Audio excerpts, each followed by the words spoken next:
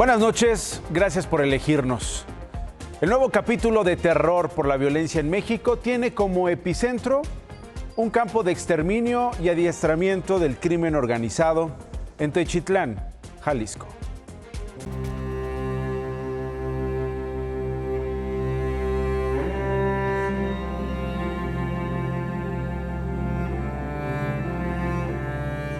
A una hora de la ciudad de Guadalajara se ubica el rancho Izaguirre, con una extensión de casi 10,000 metros cuadrados convertidos, desde hace por lo menos un par de años, en un centro de reclutamiento, entrenamiento y exterminio del cártel Jalisco Nueva Generación, conocida como la Escuelita del Terror.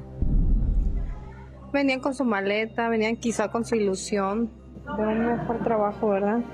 Las mochilas, ropa, las maletas que pues quizás se venían de otra parte, de otro estado.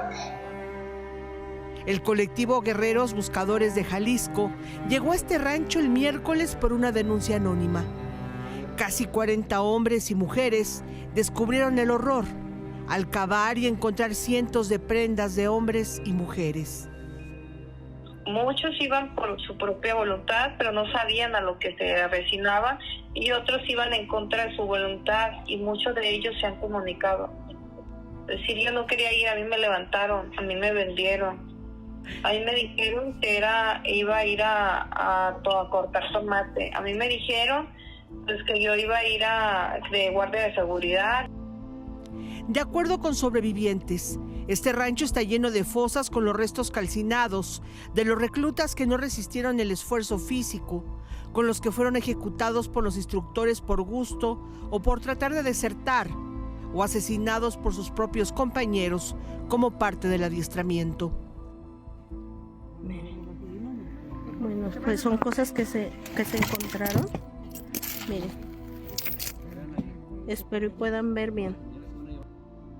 Esta gorra con las letras grabadas del cártel y el apodo Dumbo es fundamental en esta historia, porque confirma la versión de los sobrevivientes de que uno de los instructores más sanguinarios tenía el sobrenombre de Dumbo, y él aparece en el registro de 7 instructores y los nombres de apoyo en una libreta localizada por las madres buscadoras en el rancho.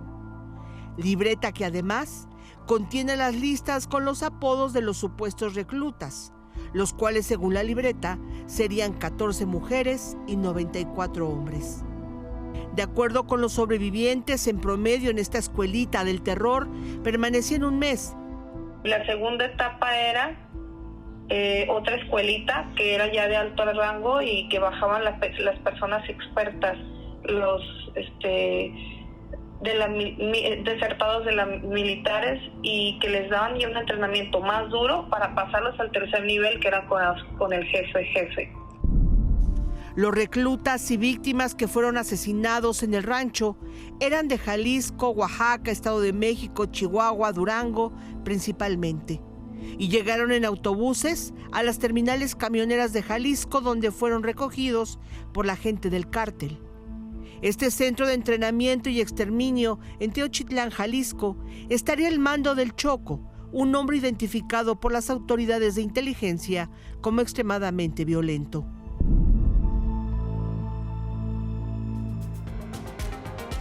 En Imagen Noticias contactamos a un joven que estuvo reclutado en ese centro de exterminio, en el rancho Izaguirre. Por medio de mensajes de WhatsApp, nos narró parte del infierno que vivió como víctima y también como victimario. Él señala que en ese rancho había migrantes centroamericanos. Eran como 16 secuestradores bien armados, vestidos de policía, pero llegó otro grupo de cárteles vestidos de militares y se agarraron a plomazos. Entre nosotros había un señor de Zacatecas que también estaba secuestrado, pero me dio lástima y empecé a rezar con él. Donde estaba yo de rodillas ya habían matado a unos ecuatorianos, y en la sangre de ellos nos tenían hincados de rodillas, y yo no sentía miedo y no podía llorar. Vi cómo mataban a las víctimas de ahí, del mismo lugar, para que no encontraran huellas. Y ahí también matan y asesinan a la pobre gente mexicana que a veces andan trabajando. A la fuerza la suben a los carros. Si no, se ofrecen de voluntarios y de buena caridad, sin saber a dónde los llevan. porque había gente de Honduras, secuestradores, secuestrados, y es que ellos también tenían familia y andaban paseando cuando los levantaban. Llegaron muchos grupos contrarios cuando estábamos orando y mataron a los secuestradores, y de ahí otro grupo nos volvió a secuestrar y nos llevaron a una casa de 3 niveles. De ahí yo le pedí a Dios orando y rezando que saliéramos todos con vida. Al final esta víctima nos cuenta que él pudo sobrevivir, lo vimos en estos mensajes de TikTok, porque el rancho fue atacado por un grupo rival y a todos los reclutas se los llevaron secuestrados a otro lugar donde horas después fueron rescatados por agentes federales. ¿De qué dimensiones estamos hablando? ¿De qué dimensión es lo que se ha encontrado en este rancho Izaguirre? Bueno, los peritos de la Fiscalía de Jalisco tienen una semana inspeccionando ese sitio. No han acabado y hasta ahora han encontrado 5 lotes de restos óseos fragmentados y con indicios de haber estado expuestos al fuego. 400 prendas como ropa, calzado y mochilas, casquillos de diversos calibres, unos aros apresores metálicos, 3 libros, una libreta y una identificación oficial. Siguen buscando. Este rancho ya había sido investigado por la Fiscalía de Jalisco. En septiembre de 2024, 10 personas fueron detenidas ahí. Se liberó a 2 que estaban secuestradas y se dijo entonces se había localizado una persona fallecida. Desde esa fecha, el predio permaneció asegurado. Pero la semana pasada que llegaron las activistas, los sellos de aseguramiento estaban rotos y encontraron lo que le acabo de mostrar. Por esta razón, la Fiscalía de ese estado está investigando si hubo omisiones en la primera búsqueda realizada en el 2024. Todo esto para deslindar responsabilidades de quienes estaban a cargo de la Fiscalía en el gobierno anterior. Esto en Jalisco, sobre el caso de los 8 jóvenes de Tlaxcala desaparecidos en playas de Huatulco a finales del mes pasado, el gobierno de Oaxaca dio a conocer que ya tiene a un detenido. La Fiscalía ya tiene a una persona detenida, ya fue presentada ante el juez, está en un penal del estado de Oaxaca, reservamos cuál para garantizar su integridad, y esta persona ha dado a conocer todo el origen y el móvil de esta situación que se vivió en Huatulco. Las víctimas encontradas en el coche el 2 de marzo en los límites de Puebla y Oaxaca ya fueron identificadas, los cuerpos entregados a sus familiares. Se trata de Angie Lisette Pérez García, Noemí Yamilet López Moratilla, Raúl Emanuel González Lozano. Ellos fueron, insisto, identificados por las denuncias de desaparición presentadas en Oaxaca.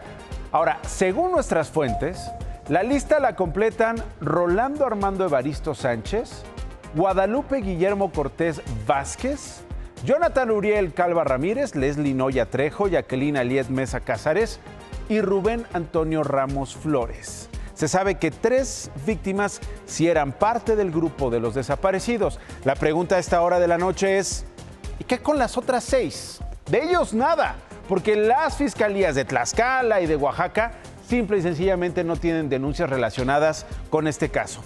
¿Y Puebla? Puebla no tiene ninguna abierta, no hay carpeta de investigación sobre esta desaparición.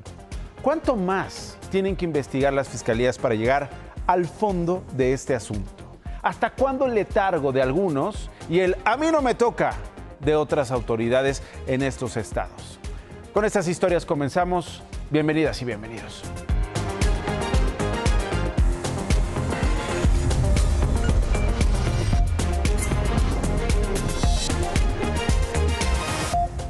El sábado, empleados del restaurante Biscuits de Obregón, sucursal Camarones, en Azcapotzalco, en la Ciudad de México, encontraron el cadáver de uno de sus compañeros.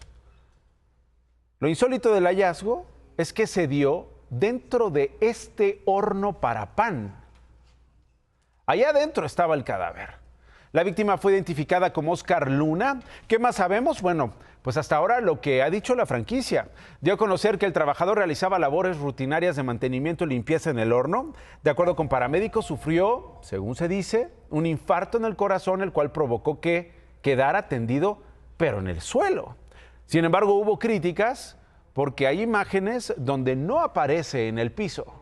Además de que la sucursal abrió después de haber encontrado a este hombre en el horno. vendieron, atendieron, cobraron horas después de encontrar a un muerto en sus instalaciones. Van a ser las autoridades y la fiscalía quienes lleven a cabo las pesquisas y deslinden responsabilidades. Serán ellas las que nos digan qué hacía un cadáver dentro de un horno para pan. Un autobús que se dirigía a Juchitán, en Oaxaca, proveniente de la Ciudad de México, se volcó en la autopista Oaxaca-Tehuantepec, dejando 18 personas fallecidas, entre ellas una menor de edad. Hay 24 lesionados. Este accidente ocurrió en el kilómetro 88, a la altura del municipio de Santo Domingo Darro, en la Sierra Sur. Las personas que viajaban en el autobús regresaban de El Zócalo, tras haber asistido al evento de la presidenta Claudia Sheinbaum. El Comité Estatal de Morena envió ya condolencias en redes sociales. Ahora me voy a la autopista Durango Gómez Palacio. Hubo otro accidente, mire lo dantesco. Se trató de un coche, este autobús, este vehículo, que se impacta con otro automóvil, con un tractocamión. El autobús y el tráiler se impactan. Las autoridades no han podido determinar el número de víctimas porque los vehículos quedaron calcinados, como los ocupantes. Aunque circularon cifras de personas fallecidas, incluso nombres, la Fiscalía del Estado las desmintió, asegurando que no ha podido determinar ni siquiera el número de pasajeros de los vehículos.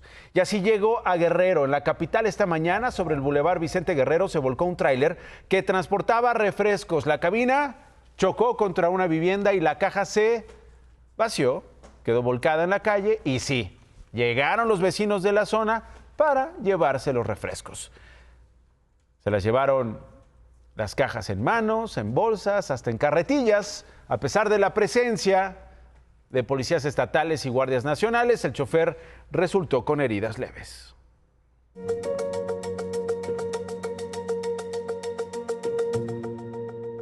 Luego de 30 horas de incendio en el Bosque de la Primavera en Zapopan, Jalisco, hoy a las 7 de la noche, Protección Civil Estatal reportó que lograron extinguir el fuego. 3 brigadistas resultaron heridos, pero se reportaron fuera de peligro. El incendio provocó la suspensión de clases en 259 escuelas de los municipios de Zapopan, Tala y El Arenal. Por la tarde se reanudaron las clases. Según la Comisión Nacional Forestal, en el país hay 36 incendios forestales activos. Los estados más afectados son Chihuahua, hay 12 incendios que han quemado 11,000 hectáreas. Le sigue Tamaulipas, hay un incendio que arrasó con 5,000 hectáreas. Durango con 7 que han afectado 1,000 hectáreas. En General Escobedo, Nuevo León, se reportó que el único incendio forestal activo en el predio conocido como El Fraile está controlado en un 80%.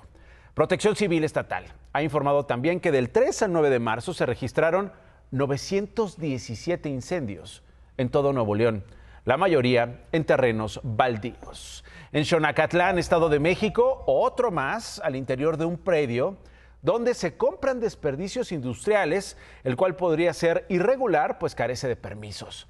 Autoridades hallaron rastros de sellos de clausura anteriores. Las llamas afectaron 2,5 hectáreas de casi 6 que mide el terreno. Aunque está controlado en un 80%, el incendio no ha sido sofocado en su totalidad por los químicos y los desechos industriales en el sitio. Y del fuego a los decomisos. Agentes de la Guardia Nacional y de la Oficina de Aduanas y Protección Fronteriza detuvieron a un hombre que intentaba cruzar a los Estados Unidos a través del puente internacional Roma en Texas con un camión con botellas de agua mineral. Pero no traían agua mineral, traían metanfetamina líquida. La falta de gas en las botellas delató el contenido de la droga, estimada en poco más de 300 millones de pesos. En la aduana de Pantaco, en Azcapotzalco, en la Ciudad de México, decomisaron mercancía china de contrabando con un valor de 300 millones de pesos también. Según la Agencia Nacional de Aduanas, entre los productos confiscados había scooters eléctricos, bicicletas y juguetes que eran transportados en 33 contenedores. La Fiscalía del Estado de México informó también el día de ayer sobre la detención de este hombre. Usted recordará la historia que aquí le presenté hace días. Es Luis N., conocido como El Conejo, el presunto líder de la organización Unión 300 o Los 300. Así fue arrestado la noche del sábado en Tecolutla, Veracruz. Está acostado, ¿eh? Está acostado, está acostado.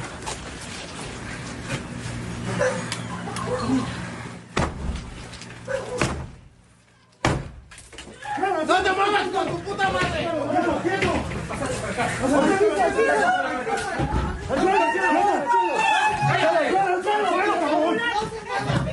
¡Tírate al suelo! ¡Al suelo!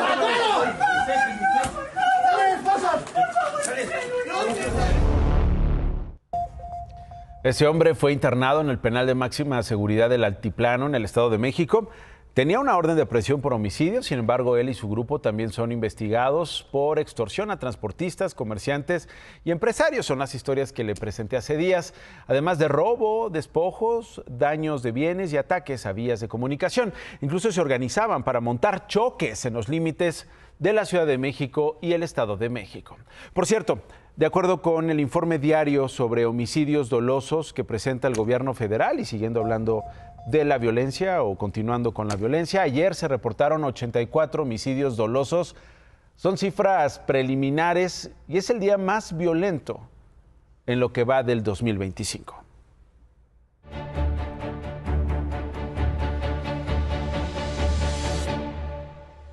A la presidenta Claudia Sheinbaum se le vio contenta por el evento que tuvo ayer en el Zócalo. Se le vio así en la mañanera del día de hoy. El mitin fue, sí, en defensa de la soberanía, pero sobre todo fue un festival después de sobrevivir un mes más a los aranceles.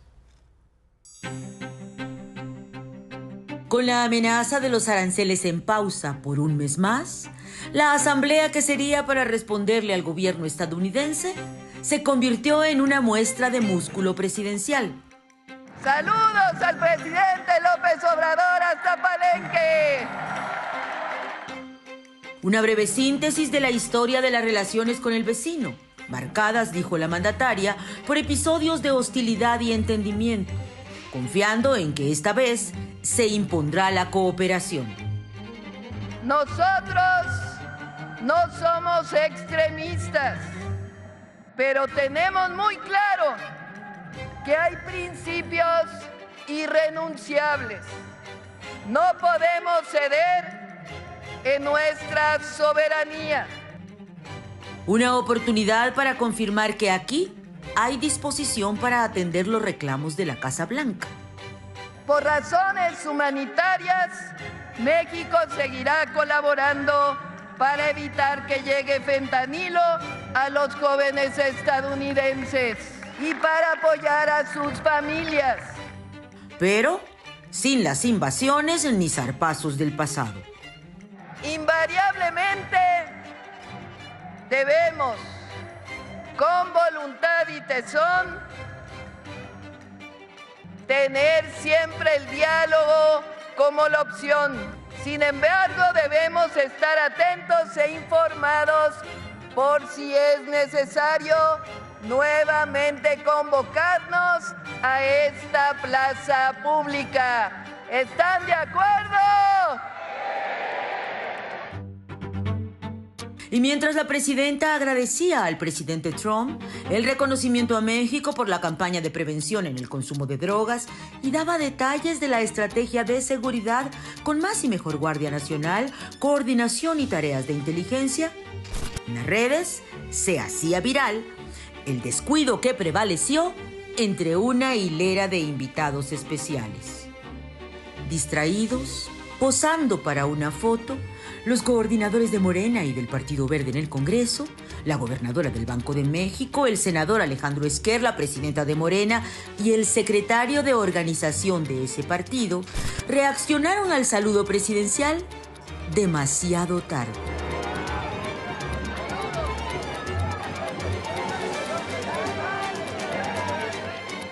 Pero en la desbordada Plaza de la Constitución no dejó de sonar el "no está sola".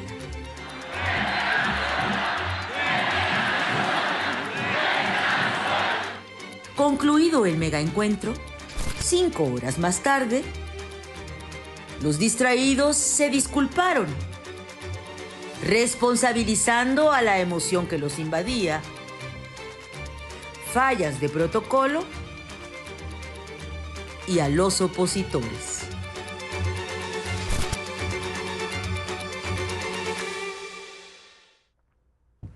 Caray, qué distraídos, ¿no? No se dieron cuenta que había llegado ya la presidenta. Por cierto, ella hoy en la mañana había dicho que se trató de un asunto menor.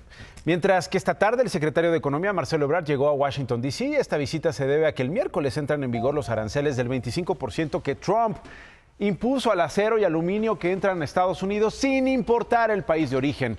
Ebrard buscará un acuerdo con funcionarios estadounidenses, particularmente por el acero, ya que México es el tercer exportador de este producto a la Unión Americana.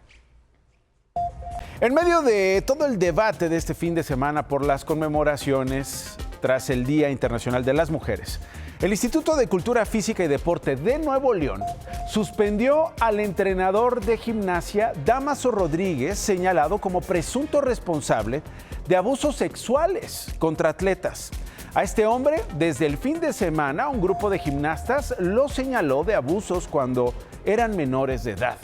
Hoy sabemos que ya hay denuncias en su contra y que la Agencia Estatal de Investigaciones está integrando las carpetas correspondientes. Estas mujeres publicaron sus testimonios en redes sociales. En varios mensajes revelaron que fueron víctimas de tocamientos sin su consentimiento durante los entrenamientos o en los hoteles en los que se concentraban para las competencias. Además, en las diferentes denuncias se leen frases como "jamás olvidaré ese día", "siempre viví con miedo de que me pudiera hacer algo más". "Gracias a todas por darme fuerza para alzar la voz". O frases como "se trataba de una tortura ir a entrenar". El sábado, gran parte de México se cubrió de morado precisamente por historias como estas. Un 8M por la justicia, un 8M por el fin de las violencias. En esa marcha estuvo la familia de Amezquita. Esta es su historia. ¡Hoy es su cumpleaños! 2, 3. Estas son las mañanitas que cantaba el rey David. Por ser años te la cantamos a ti. Despierta, Dayan, despierta. Mira que ya amaneció. Y a los pajarillos cantan, la luna ya se metió. ¡Gracias! Dayan habría cumplido 34 años el 8 de marzo. Su familia cambió la banda y la pizza, su comida favorita, por su boletín de búsqueda. Dayan está desaparecida desde el 18 de abril de 2021. Presuntamente la secuestraron en su restaurante llamado La Clandestina junto a su socio. El comando armado toca, porque era el tiempo de la pandemia, les toca pensando que iban a comprar algo, no les abren, les vuelven a tocar, tampoco. La tercera vez le tumban la puerta y se la llevan a ella directamente. Desaparece ella, el socio y amigo de ella se levanta para defenderla, se regresa el comando armado por él y le dicen: tú también te vas, cabrón, por metiche. Rosa, la mamá de Dayan, menciona que los hombres llegaron a las 3:30 de la mañana con fusiles AK-47. Horas después del ataque, comenzaron las llamadas de quienes supuestamente serían sus secuestradores. La última que se pidió de rescate por ella fue $1 millón, lo cual no tenemos. Dayan era México-estadounidense. Su madre menciona que, aunque el FBI ha intentado ayudar, el caso le corresponde a la Fiscalía General de Guanajuato. La policía de Guanajuato no muestra nada. Tengo la carpeta de investigación, pero no muestra nada. Desde hace 4 años, Rosa y su familia han realizado cerca de 30 jornadas de investigación junto con las madres buscadoras. Y cada 8 de marzo salen a las calles para que la sociedad y el gobierno no olviden que aún falta Dayan. Yo no busco culpables. Devuélvanme el cadáver de mi hija nada más. Es lo único que quiero. Y no nos vamos a ir hasta no encontrarla. Aunque sea un huesito. 47 meses después de su desaparición, el único rayo de esperanza para Rosa son las 12 citas que tiene programadas del 24 de marzo de este año al 25 de enero de 2027 en la unidad especializada en investigación de personas desaparecidas en Guanajuato. Le pido a la presidenta Claudia Sheinbaum que nos ayude, que se deje de los aranceles, que nos ayude a las madres de los desaparecidos a encontrar a nuestros hijos.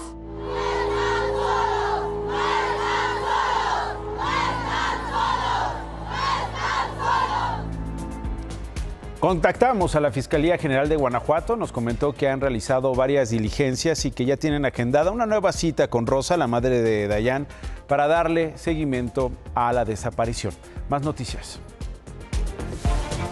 Los principales mercados del mundo se desplomaron este lunes. En Wall Street, el índice Nasdaq cayó 4% en su peor desempeño desde 2022 y el índice S&P se contrajo 2.7%.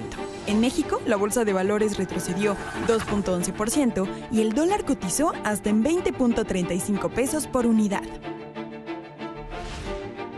Mark Carney, exgobernador del Banco de Canadá y exdirector del Banco de Inglaterra, fue elegido como líder del Partido Liberal, lo que lo convertirá en el próximo primer ministro. En su primera reunión con Justin Trudeau, prometió una transición rápida. El Papa Francisco se encuentra estable y con mejoría consolidada. El último reporte indica que el pontífice recibió este lunes la Eucaristía, rezó y descansó.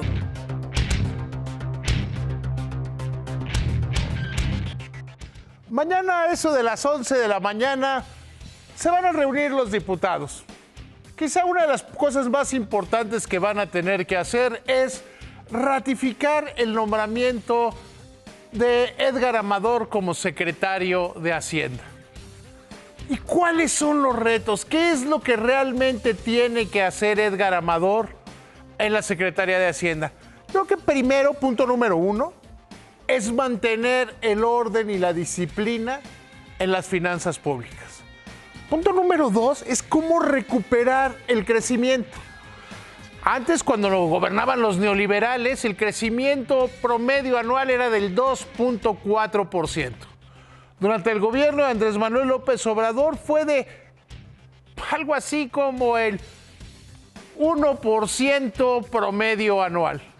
Es decir, Edgar Amador va a tener que recuperar, o quizá de preferencia, lograr un mayor crecimiento. Por el otro lado, yo creo que es fundamental cómo se va a seguir disminuyendo la deuda. Cuando se tomó la decisión a finales del sexenio pasado de soltar el gasto, que por cierto el endeudamiento no creció más que con Peña o como Felipe Calderón, se dijo que se iba a recortar el gasto, que iba a haber una contracción importante. Pues Amador ahora va a tener la misión de seguirlo haciendo. Y échame la cámara.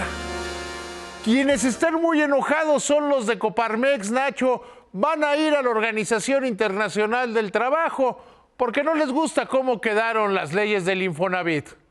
Te cuento. Estaremos pendientes, David. Muchas gracias. Más noticias. 35 congresistas estadounidenses solicitaron al presidente Donald Trump investigar el presunto financiamiento del Partido Comunista Chino en el Tren Maya. La presidenta Claudia Sheinbaum respondió que la obra se realizó con recursos públicos mexicanos. El ayuntamiento de Amacuzac, Morelos, informó que Roberto Ochoa Dircio, tercer regidor del municipio, desapareció desde el jueves pasado. Las autoridades solo encontraron su vehículo en los límites con Guerrero. El Departamento de Seguridad Nacional de Estados Unidos presentó la aplicación CBP Home, que incluye una función para que migrantes tramiten su deportación voluntaria a su país de origen. Con esta me despido. Gracias por elegirnos. Ahí viene ¿Qué importa?